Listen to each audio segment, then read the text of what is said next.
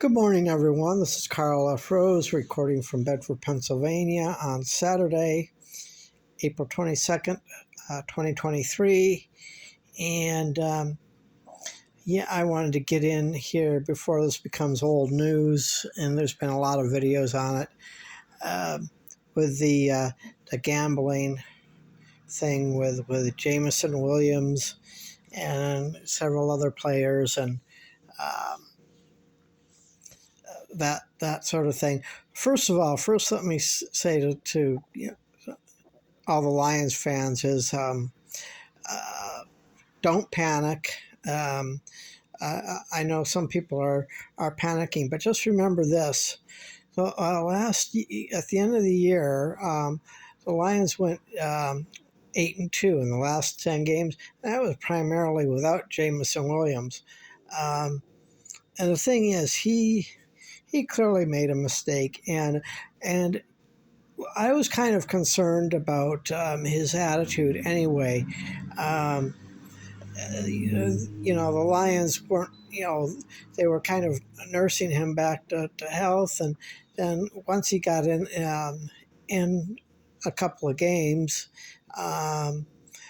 he caught that one touchdown pass, but his ego, and then he started doing all these tweets, and he really didn't have the chemistry with Jared Goff, and still doesn't have the chemistry with Jared Goff yet. So, but the thing is, what he did, as well as the other players,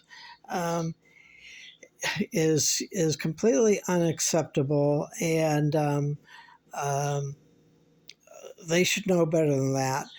I believe this will change the Lions' thinking in the draft, and this is all on Jameson Williams, on JMAO. And I can tell you this, that this regime on the Lions organization with Sheila Ford Hamp and Brad Holmes and Dan Campbell, they're not going to tolerate this sort of thing. This is all on JMAO now. He needs to really prove himself, and he needs to cut the attitude. As many of you know, I also follow the New York Giants, and when they had Odell Beckham, that was my main issue with him too. Give me the ball, and just the tantrums he had on the sideline, and his off-field antics, and all this kind of stuff destroys the locker room. So JMO has lost a ton of money, and rightfully so, but he has never really proved himself because he hasn't played that much, but yet he still wants the ball every single time. Well, JMO, the NFL doesn't work that way. And then when it comes to things like gambling, even though it wasn't on football, and doing things in the facility, that's just not acceptable. What I think that teams should do, if I was a head coach, and in the practice and all that, when they enter the building, I would say, I would have them put their devices, in their own little locker space or whatever, and keep them away from their cell phones so they can concentrate on practicing. And people were saying last year that the reason there was no chemistry between Goff and JMO.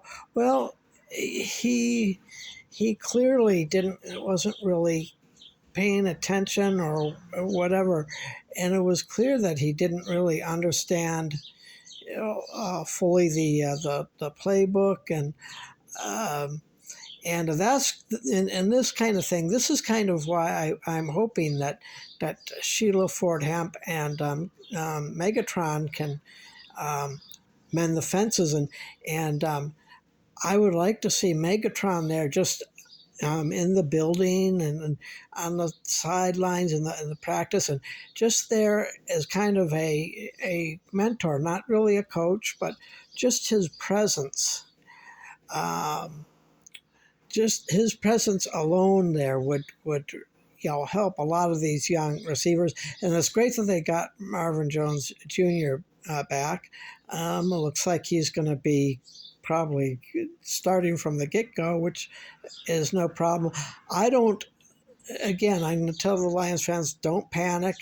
But the Lions do need to get when the season starts, the Lions do need to get off to a good start. JMO will be out for the first 6 games, but they need to come out, and they need to be at least 3-0 or 4-0 to start the season, something like that.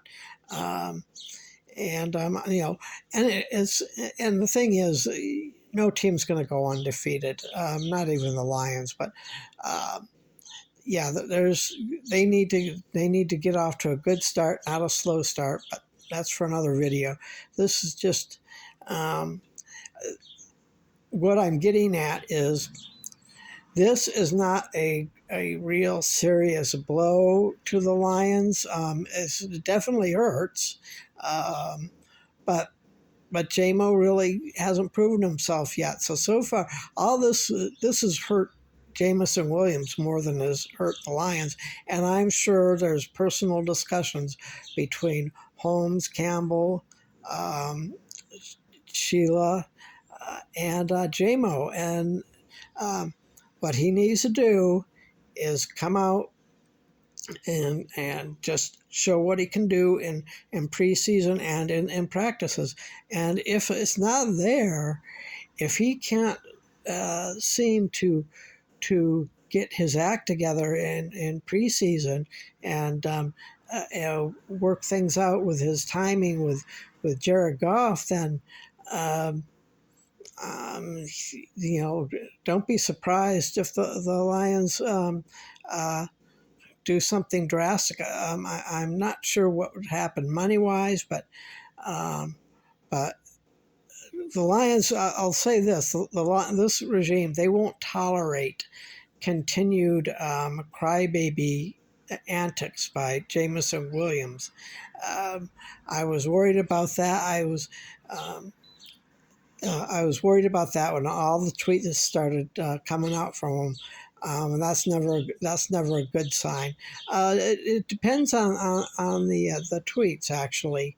There are some players out there that tweet this and that, but when you look at Jamison Williams, when it was all about him. It's all about me, and he never proved it. So before you can even do that kind of thing, you really need to be established. And even then, it's still not a good thing to get on social media and have it all about yourself and not the team and that sort of thing. But I think the Lions will be fine. But I just want to end on this. I think this is going to affect their draft pick a little bit. It looks like I don't think they'll take a wide receiver in the beginning, but I bet they do draft a wide receiver as well as a quarterback in the later rounds. Well, personally, on that note, on the draft, I think their first two picks should be an interior offensive lineman and an interior defensive lineman, and if they're lucky, they might be able to get shots at 2 very good defensive linemen in their first 2 picks. And if that's the case, if that's what's available, then that would be fantastic. But they do need to fill a spot on the right guard. I believe it is the right guard position. But now we're looking at adding a wide receiver to maybe even a trade or a draft pick for a wide receiver, because Jamison Williams, unfortunately, this is going to look bad for Brad Holmes. JAMO's attitude is getting in the way, and that's not good for the entire team. So anyway, well, that's all I've got to say about that. Anyway, I've talked long enough. We will talk to you later. Have a good day.